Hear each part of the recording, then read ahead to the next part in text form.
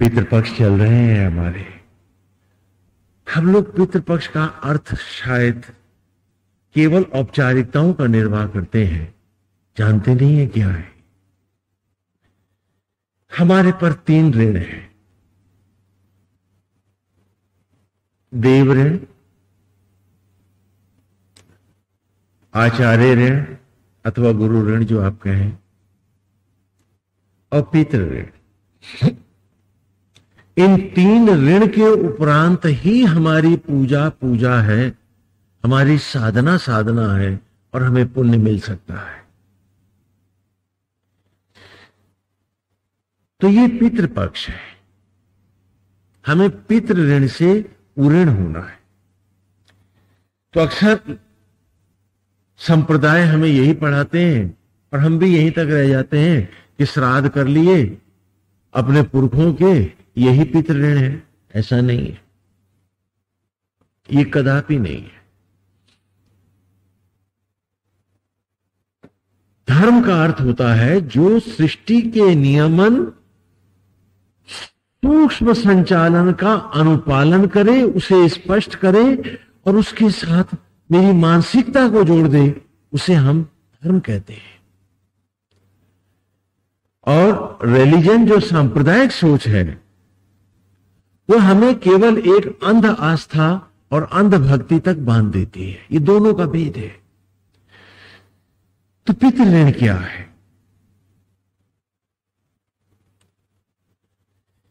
कि 5 तत्व क्षिति जल पावक गगन समीर, संपूर्ण सचराचर जो मुझे हर क्षण सांस धड़कन दे रहा है देव आत्मा के साथ, उसने मुझसे सांसों की कोई कीमत नहीं ली है। आत्मा ने ये नहीं कहा कि मैंने तुझे 4 दिन दिए तो इतने पैसे देते मुझको। तो हम पर आत्मा का ऋण है, ये देव ऋण है।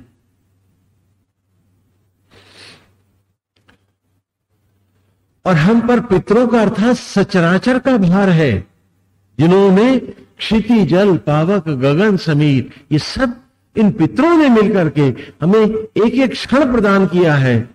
क्या हम इनके होके जी रहे हैं? क्या हम पेड़ों के वनस्पतियों को हम पहचानते हैं? क्या हम इन्हें जानते हैं?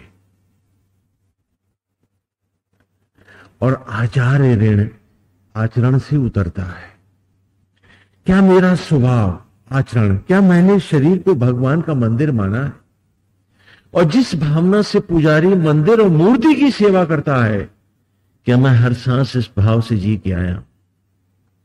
ये ऐसे ऋण नहीं है कि इकट्ठे उतार दिए जाएं। हर सांस मिल रही है, हर सांस में उतारना। तो उसकी अनुभूति के लिए, उसी की स्मृति के लिए, अपने पाठ को दोहराने के लिए ही हमारे यहां व्रत, तीर्थ और त्योहार होते हैं। जिसने पितृ ऋण नहीं उतारा उसे पितृयान से पतित योनियों को जाना होगा। पैदा हुए तो 12 जन्म की शूद्रता का प्रतीक 12 दिन का सूतक मनाया, और जब मरे तो कहा इस 1 जन्म का 1 दिन और जोड़, इसकी 13 ही मना दो, क्योंकि इसने तो पितृ ऋण भी नहीं उतारा है। बोले श्राद्ध तो इसने बहुत किए थे। कहा वो एक निमित्त धर्म था, लेकिन निमित्त धर्म से आगे इसका एक स्वधर्म अर्थात आत्मवत धर्म भी तो था। क्या इसने वो भी किया? अब संप्रदायों ने तुमसे कहा कि इनका श्राद्ध कर दो, इनका कर दो, यहां तक सीमित हो गए। मित्र, मैं आपको सचेत करना चाहता हूं, ये अधूरे काम है, इन्हें पूरी तरह से करो। आपके पूर्वज नए नए पेड़ पौधे लगाते थे, जंगल की वन संपदा को खड़ा करते थे, जीव मात्र की सेवा करके आते थे, तब वो पुत्र ऋण से उऋण होने के संकल्प ले पाते थे। मत भूलिए कि आपके पूर्वज कुत्ता, गाय, सभी जीवों को भोग देने के बाद, चींटियों को भी आटा देने के बाद ही अपनी थाली जीमने आते थे।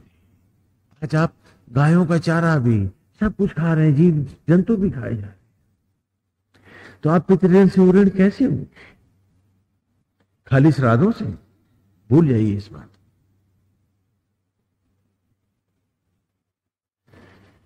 महाशिव की कथा में भी इसी तत्व को उभारा गया है कि भगवान भोलेनाथ, मैं कथा के विस्तार में जाके तत्व में रहूंगा क्योंकि हम वेद की धाराओं में हैं, हमें सूक्ष्म तत्व में जाना। शिव और शक्ति आदिदेव है। इस भूमंडल पर ताड़कासुर का आतंक समाया हुआ है। ताड़क किसको कहते हैं? जो दूसरों को ताड़ना देके सता के प्रसन्न हो, जो इस असुर वृत्ति के साथ जुड़ा हुआ है, वो क्या है? ताड़कासुर है। शब्दों का अर्थ जानिए, भाव स्वतः स्पष्ट हो जाएंगे। देवत्व प्यासा है, हम जीवन की एक धारा भी धरती पर उतार नहीं पाए। आज आपको इन कथाओं की गहराई में ले चलता हूं। और इस पृथ्वी पर जीवन तब तक नहीं रह सकता जब तक ताड़कासुर का वध ना हो। हम जल भी ले आए हैं धरती पर, आकाश गंगा भी उतार लिए, लेकिन जल भी यहां नहीं टिक पाता है ताड़कासुर के कारण। जैसे आज मंगल ग्रह पर यदि मैं पूरी गंगा भी उतार दूं, और हमने उतारी है, और वो फिर लौट गई, तब सभी देवताओं ने जाकर के भोलेनाथ से प्रार्थना करी कि ताड़कासुर का अंत करने के लिए, जीवन की धाराओं को प्रवाहित करने के लिए उनके पुत्र की वो कामना करते हैं, क्योंकि ताड़कासुर को शिव और शक्ति का बेटा ही मार पाएगा।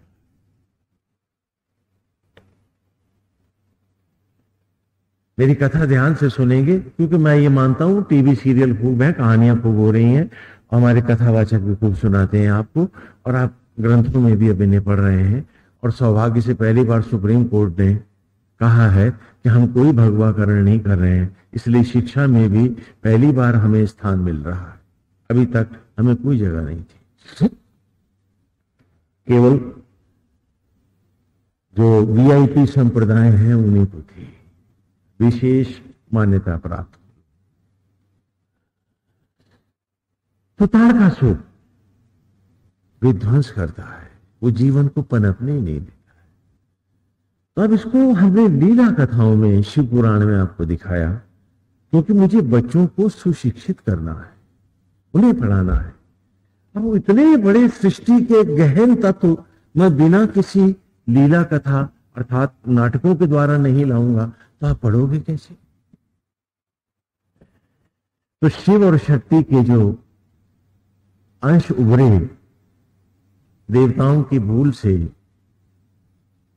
तो वो प्रकट हो गए, और फिर अग्निदेव उनको लेके उड़े कपोत बन करके, और उन्होंने उन्हें पर्वतों पर जल की धाराओं में गिराया, और फिर वो जल में बहते रहे। 6 माताओं ने पाला, और सबसे पहले प्रथम शिव के पुत्र हुए षडमुख षडानन भगवान कार्तिकेय। हमने भी जब इस धरती पर जीवन को उतारना चाहा था, तो पानी देने के बाद भी हमने पानी को ग्लेशियर में उतारा, लेकिन फिर भी समस्या थी कि यदि शीघ्र ही हम यहां पर्यावरण न दे पाए तो हम जीवन को धरती पर उतार नहीं पाएंगे।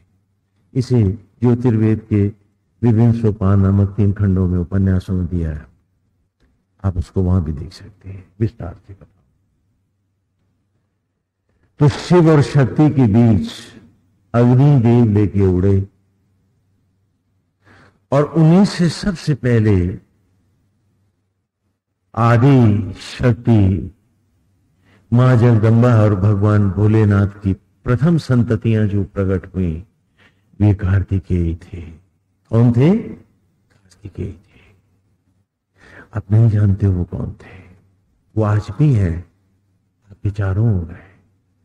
आज आप उन्हें पहचानते नहीं।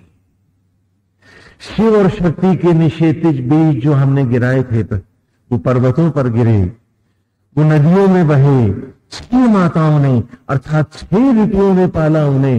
ये सारी वन्य संपदा कार्तिकेय है। ये सारे पेड़ पौधे।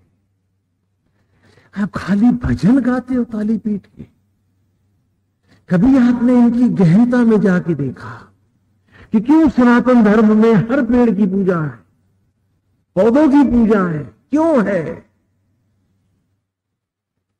यदि ये वन संपदा हम न जीवन की उतार पाते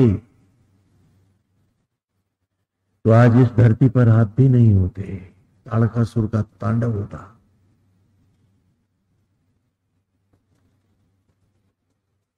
ये हमारे अग्रज हैं, ये हमारे पित्र हैं, ये शिव के प्रथम पुत्र हैं, कार्तिकेय हैं। और आज भी 6 माताएं पालती हैं, 6 ऋतुएं। ये मां के पिता की गोद नहीं जानते, उनका प्यार दुलार नहीं जानते। यही तो शिव की पहले बेटे हैं और ये सनातन धर्म की ध्वजाएं हैं। आइए पधारे। हाँ, ये सनातन धर्म की ध्वजाएं हैं। ये कार्तिकेय। आपने तो कहा हमने पेड़ काट लिया स्वामी जी, दरवाजे बना दिए, दिले खड़े कर दिए। कभी जाना आपने किसको काटा है?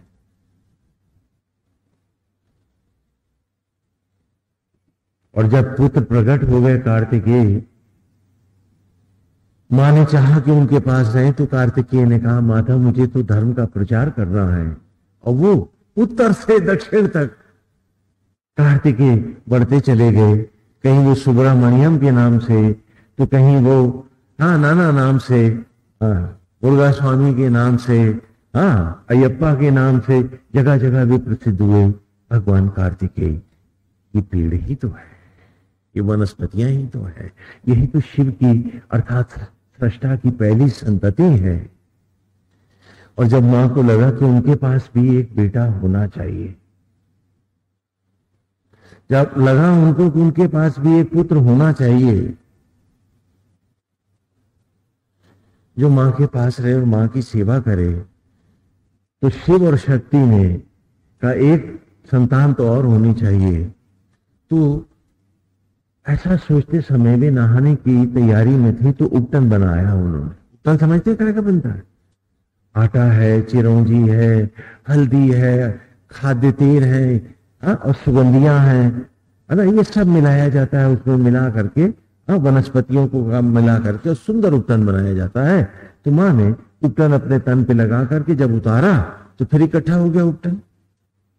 तो उन्होंने उपटन से एक बालक का रूप बना लिया आटे से, और सोचने लगी कि खिलौना तो बहुत सुंदर है। मां ने कोई भूल नहीं की थी, जाने हम क्यों भूल गए।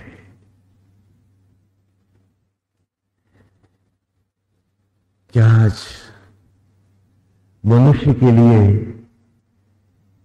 मुमकिन नहीं मनुष्य होना? हम क्यों भूल गए? तो जो आटे का वो उपटन बनाया तो भी बड़ी प्रसन्न हुई, उन्होंने उसको प्राण दे दिए भोलेनाथ का ध्यान करके, और नाम रखा विनायक।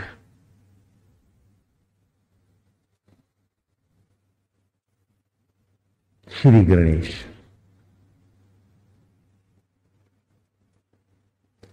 मां ने काहे का बनाया था गणेश? उपटन का। आप सब यहां बैठे हो, मुझे बताओ काहे के बने हो तुम? अरे उपटन के ही तो। आप दूसरे बेटे हैं महाशिव के, और आज आप अपने बड़े भाई नहीं जानते। वे आपके सगे संबंधी हैं। पितृ ऋण खाली श्राद्ध करके ऋण नहीं हो सकते आप। ये कोई ढकोर शंख कोई संप्रदाय नहीं है, सनातन धर्म है। आपको अपने को जानना होगा। कि इन्हीं के अन्न से उपटन से ही तो मां ने गणेश बनाया था। और आज भी जो मां भोजन लेती है अन्न आदि से, उसी से तो तुम भी बने हो। तो क्या तुम आटे के उपटन के बने नहीं हो? जो सनातन धर्म की धाराओं को नहीं जानते वो धर्म भी नहीं जानते। उसी आटे के उपटन के ही तो बने हो तुम। और आज तुम्हें शिव और शक्ति का ध्यान नहीं। कौन सा पितृपक्ष बना रहे हैं?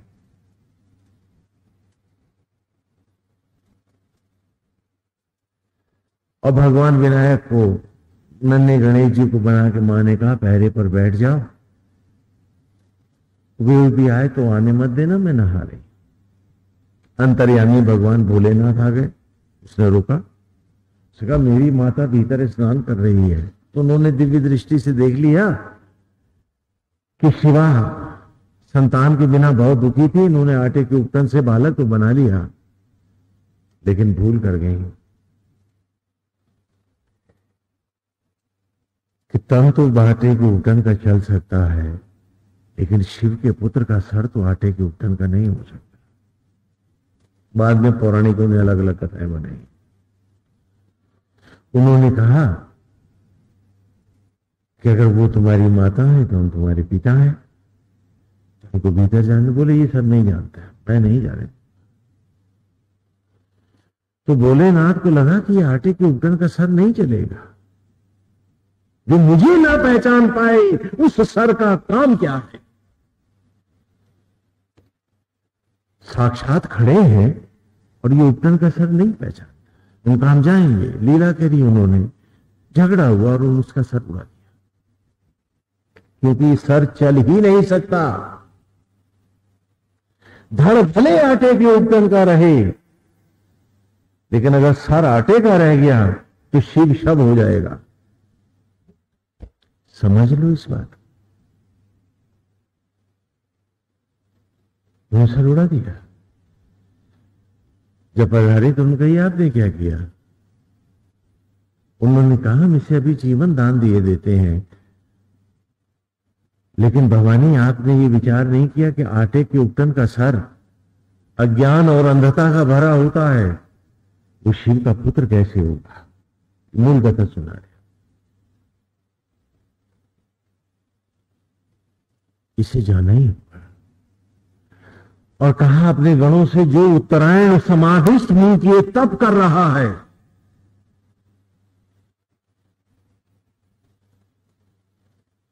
उत्तरायण देव गोल है और दक्षिणायन यम गोल है। ये हमने बड़े विस्तार से भगवान राम की कथा में भी सुना।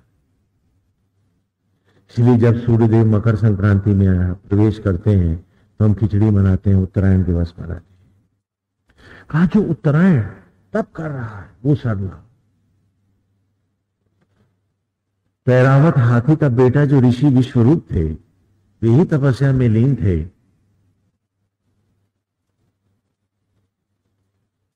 गणों का सर ले आए और भोलेनाथ ने आटे के सर पर, आटे के धड़ पर उस उत्तरायण तपस्वी सर को रखा तो भगवान विनायक की मंगल मूर्ति प्रकट हुई।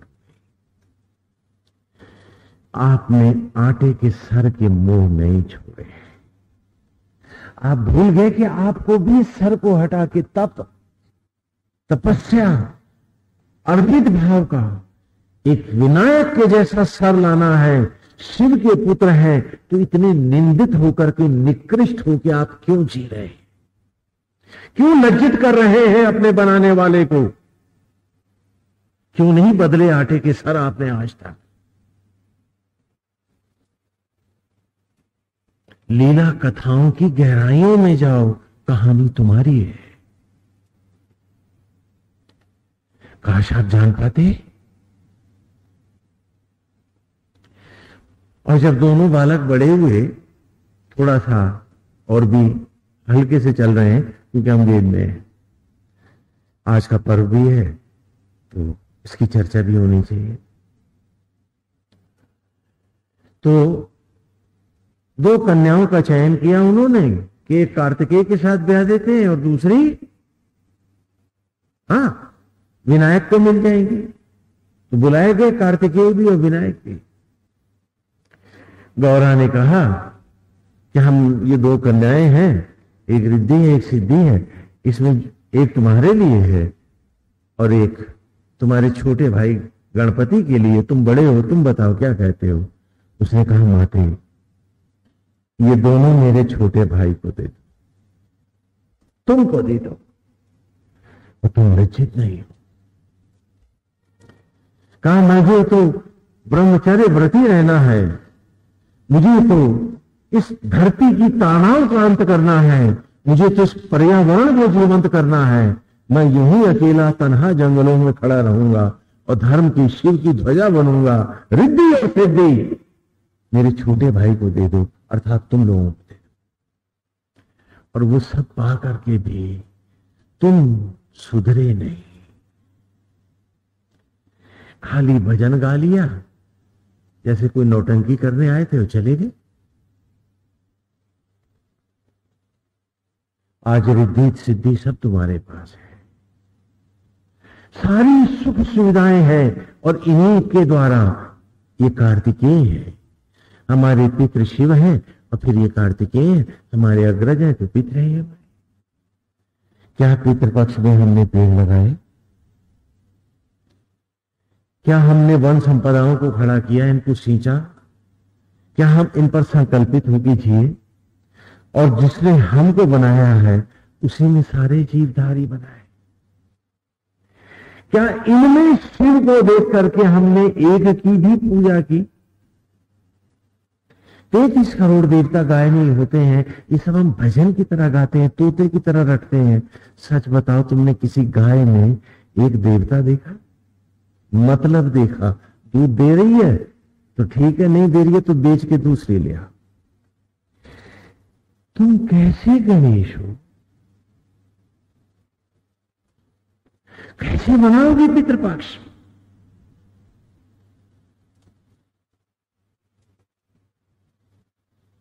निमित्त धर्म है औपचारिकताएं,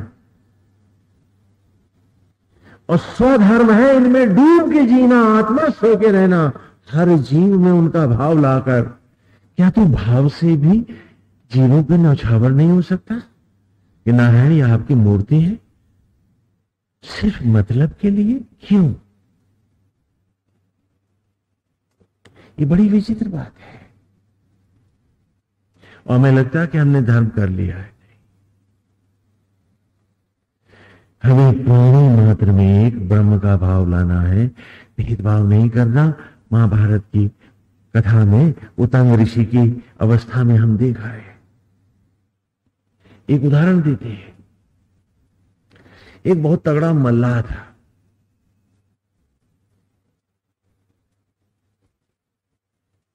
उसे दूसरे गांव जाना था, तो उसने सोचा चलो रात ही में नाव में फेंक के चले जाते हैं, दोपहर तक लौट आएंगे, शाम तक। भांग उसने पी रखी थी, वृंदावनी। हाँ हाँ, कहते हैं कृष्ण के भक्त हैं, बोला नहीं, सब भांग के भक्त हैं। जो उसके रूप का नशा करेगा फिर कोई नशा नहीं करेगा।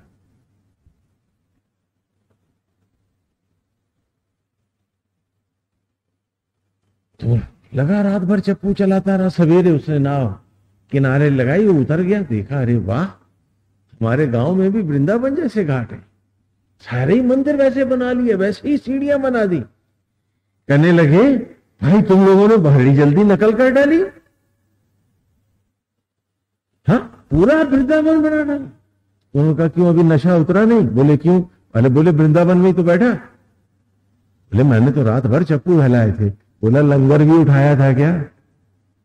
लंगर तुम्हारा विषयों में पड़ा है, भजो राधे गोविंद, भजो राधे गोविंद। कौन से घाट जाएगी नाव तुम?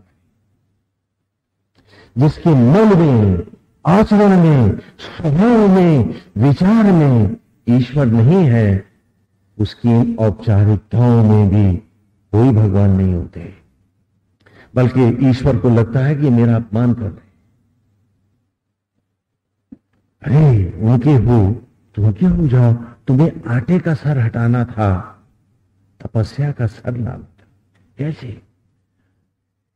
हाथी के सर में क्या है? हाथी की मस्ती। और मस्ती बौनी मानसिकता को नहीं मिलती, ये परिपक्व मानसिकता के मैच्योर मेंटल लेवल है। जब छोटा बच्चा होता है, छोटे खिलौने होते हैं, छोटी छोटी बात में रूठता और राजी होता है, और खिलौना टूट जाए तो कितना रोता है? वो नहीं रोता है, क्योंकि खिलौना नहीं, उसकी मानसिकता का स्तर और खिलौना बराबर है, तो वो तद्रूपता ले रहा है, आइडेंटिफाई कर रहा है खिलौने से, खिलौना मेरा तो मैं खिलौने। वही लड़का जब मैच्योर होता है, बड़ा हो जाता है, उसकी पत्नी आ जाती है, विवाह हो जाता है, अब बचपन का खिलौना टूटे तो क्या वो रोता है? नहीं रोता, क्योंकि अब वो तद्रूपता, आइडेंटिफिकेशन पत्नी से ले रहा है। वो टूटेगी तो टूट जाएगा भले, खिलौना टूटने पे वो रोएगा नहीं बीवी के सामने बाएं बाएं करके, रोएगा क्या? और जब और बड़ा हुआ, देखो आटे का सर गणपति के सर में कैसे जाता है। जब और बड़ा हुआ, काश हम भी उतने बड़े हो पाते। तो उसे ध्यान आया कि कहां अपनी आइडेंटिफिकेशन खोज रहा है। तेरा संबंध तो तेरी अंतरात्मा से है, आत्मा नहीं तो तू कहा। उस अमर आत्मा से ढूंढ जो आज भी बन के शबरी का राम तेरे जूठे भोजन को आत्मा रक्त में बदल रहा है, रामलीला कर रहा है जीवन की। और जब वो आत्मा के साथ जुड़ा, ऊपर उठा, ना आत्मा टूटी और ना वो कभी टूटा। आटे का सर गणपति के सर में बदल गया, और तू खाली आटे का सर लिए भजन गाता है।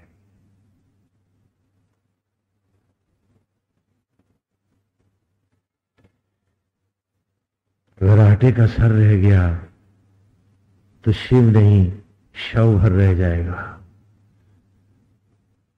और अगर गणपति का सर मिल गया तो शिव ही शिव होगी, तो अनंत हो जाएगा। इन कथाओं की गहराइयों में आओ, इनके तत्व पढ़ो, इन्हें समझो।